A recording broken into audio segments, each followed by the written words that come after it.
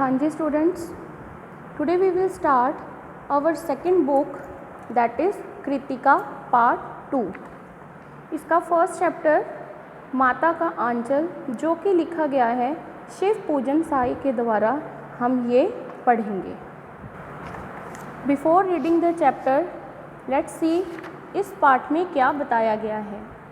यह अंश शिव पूजन सहाय के उपन्यास देहाती दुनिया से लिया गया है।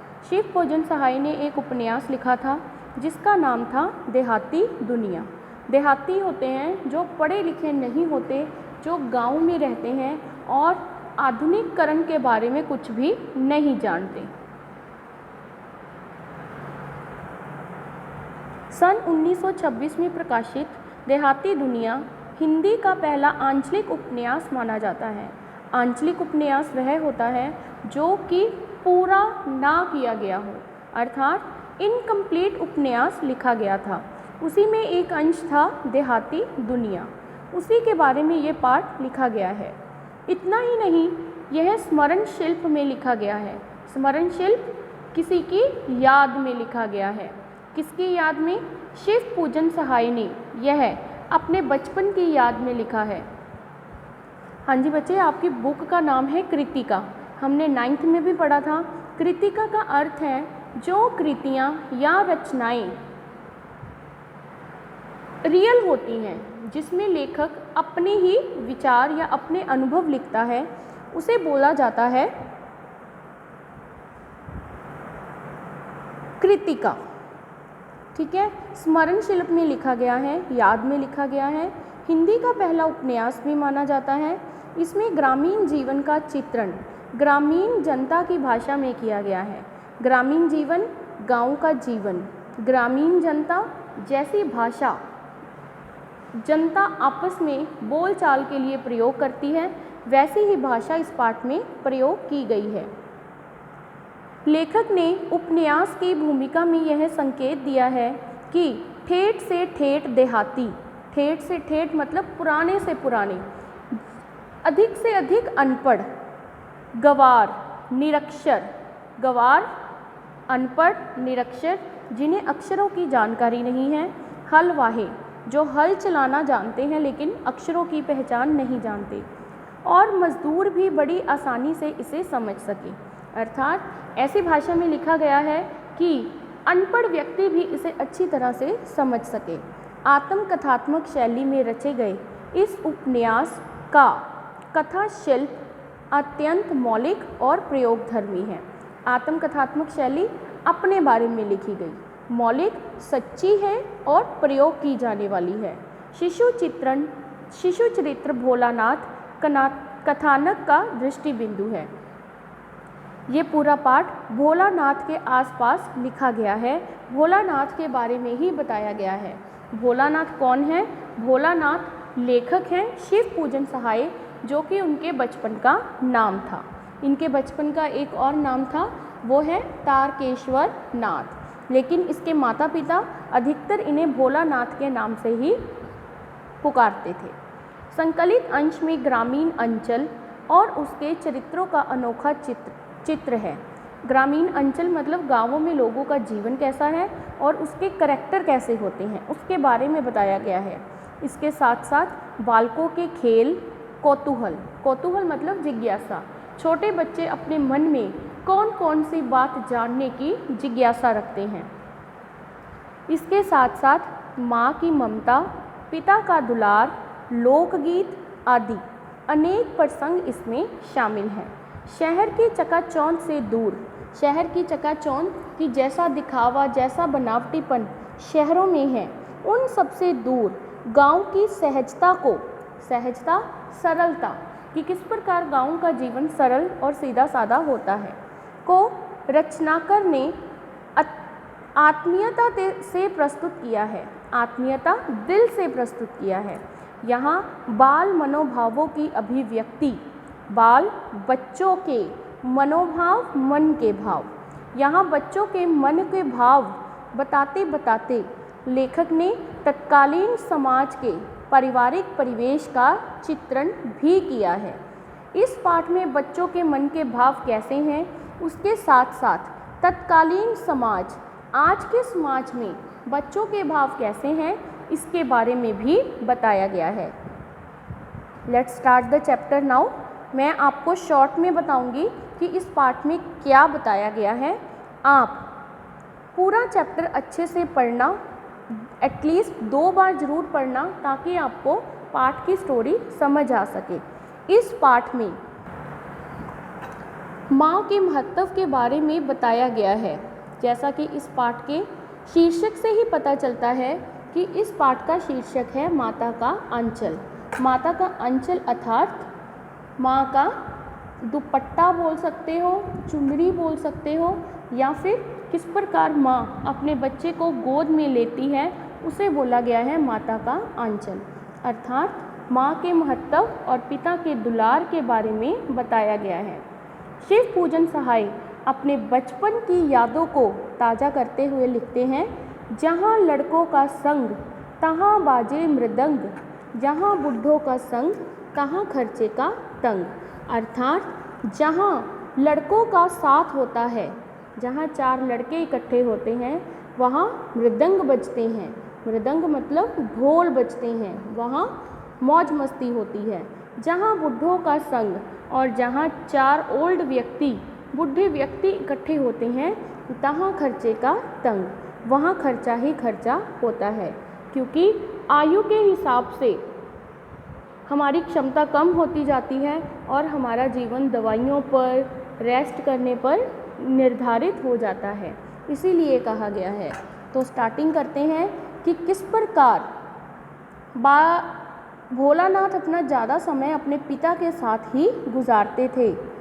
हमारे पिता तड़के उठकर निबट नहा कर पूजा करने बैठ जाते थे। हम बचपन से ही उनके अंग लग गए थे। माता से केवल दूध पीने तक का नाता था, इसीलिए पिता के साथ ही हम बाहर की बैठक में सोया करते थे। वह अपने साथ ही हमें भी उठाते, साथ ही नहला धुलाकर पूजा पर बिठा लेते।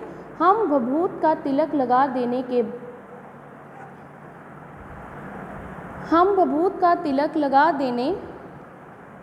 के लिए उनको दिक करने लगते। दिक करना, जिद करना, कुछ हंसकर, कुछ झुंझलाकर, कुछ डांटकर।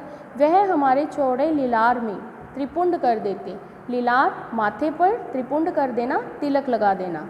हाँ जी, किस प्रकार भोलानाथ अपना ज़्यादा समय अपने पिता के साथ बिताते थे।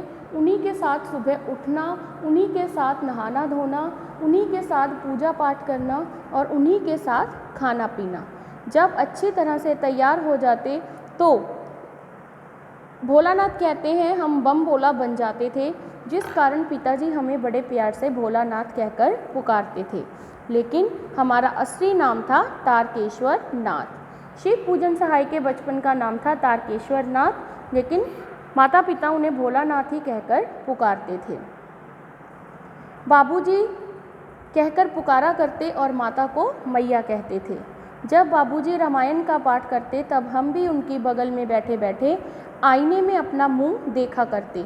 किस प्रकार भोलानाथ अपनी यादों के बारे में बताते हैं कि कैसे जब उनके पिता रामायण का पाठ पढ़ते थे और वो शीशे में अपने आप को ही देखते रहते थे। पूजा पाठ करने के बाद किस प्रकार उनके पिता रामनामा, वही नामा पर लिखते थे राम का नाम और उसको आटे की गोलियों में लपेटकर गंगा नदी के किनारे मछलियों को देने जाते थे। 500 बार कागज़ के छोटे छोटे टुकड़ों पर राम नाम लिखकर आटे की गोलियों में लपेटते और उन गोलियों को लेकर गंगा जी के और चल पड़ते। वहाँ गंगा नदी में मछलियों को आटा डालते। तब भोलानाथ अपने पिता के कंधे पर ही विराजमान रहते थे।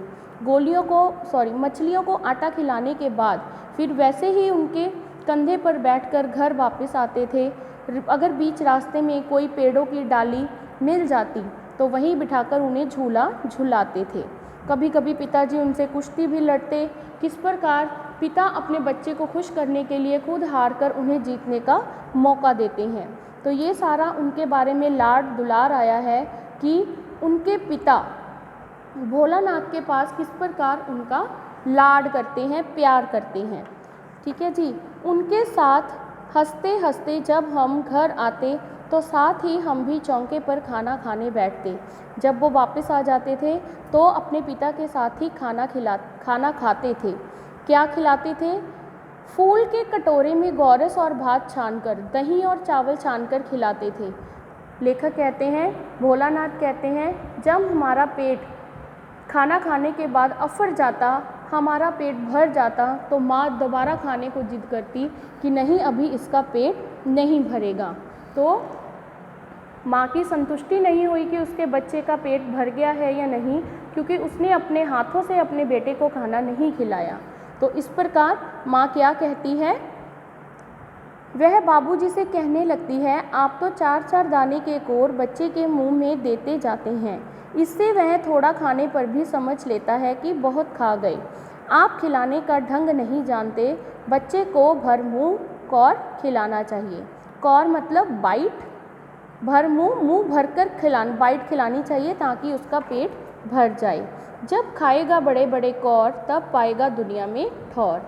कौर बुरकी बाइट, ठौर पाना मान सम्मान पाना। तो ये बीच बीच में लोकगीत आए हैं जिन्हें वो खाते हुए, गाते हुए, खेलते हुए वो गाते हैं। क्या कहते हैं? जब खाएगा बड़े बड़े कौर, तब पाएगा दुनिया में ठौर। तो माँ कहती है, देखिए मैं खिलाती हूँ। मर्दउए क्या जाने बच्चों को कैसे खिलाना चाहिए। मर्दउए मतलब मर्द, पुरुष। और महतारी के हाथ से खाने पर बच्चों का पेट भी भरता है। महतारी माँ, अर्थात माँ को तसल्ली हो जाती है अपने हाथों से खिलाकर कि उसके बच्चे का पेट भर गया है। तो माँ क्या कहती हुई अपने बच्चे को खाना खिलाती है? थाली में दाई भात सानती है और अलग अलग तोता, मैना, कबूतर, हंस, मोर आदि के बनावटी नाम से बुर्कियाँ बनाकर खिलाती जाती है और कहती है, जल्दी खा नहीं तो उड़ जाएंगे। इससे पहले कि कोई पक्षी आकर उसकी बाइट को ले जाए, बच्चा जल्दी से अपनी सारा खाना फिनिश कर देता है। हाँ जी, खाने के बाद उठकर उछल कूद करने लगते, फिर रस्सी में बंधा हुआ काठ का घोड़ा लेकर नंग धड़ंग गली में निकल जाते थे। काठ का घोड़ा, लकड़ी का घोड़ा, जिस खिलौनों से बच्चे खेलते थे। कभी कभी मैया अचानक पकड़ पाती थी, लाख छटपटाने पर भी चुल्लू कड़वा तेल हमारे सिर पर डाल ही देती थी। हम रोने लगते क्योंकि बच्चों को तेल लगाना अच्छा नहीं लगता, इसीलिए वो रोते, लेकिन माँ नहीं छोड़ती थी। बाबूजी उस पर बिगड़ खड़े होते। वह हमारे सिर पे तेल बोत कर हमें उपट कर ही छोड़ती थी। बोत कर, तेल मसल कर, मालिश करके, उपट कर, तैयार करके ही छोड़ती थी। हमारी नाभि और लीलार में काजल की बिंदी लगाकर चोटी गूंथती थी ताकि बच्चे को नज़र ना लगे। उसके माथे पर और उसकी नाभि पर काजल का तिलक लगाती थी और उसमें फूलदार लट्टू बांधकर रंगीन कुर्ता टोपी पहना देती और हम अच्छे खासे कन्हैया लगते। फिर माँ कहती, अच्छा अब तो खेल। वो रोते रोते बाहर आ जाता, सिसकते सिसकते बाहर आ जाता। बाहर आते ही हमारी बाट जोहने वाला बालकों का झुंड मिल जाता था। हम उनके साथ खेल के साथियों को देखते ही रोना भूलकर बाबूजी की गोद से उतर पड़ते और अपने हमजोलियों के दल में मिलकर तमाशा करने लगते। हाँ जी, यहाँ तक बताया गया है पिता का दुलार और माँ का प्यार। किस प्रकार बच्चा अपने पिता से लाड दुलार करता है और माँ खाना खिलाती है और उसको संतुष्टि मिलती है। इस प्रकार माँ का प्यार दिखाया गया है।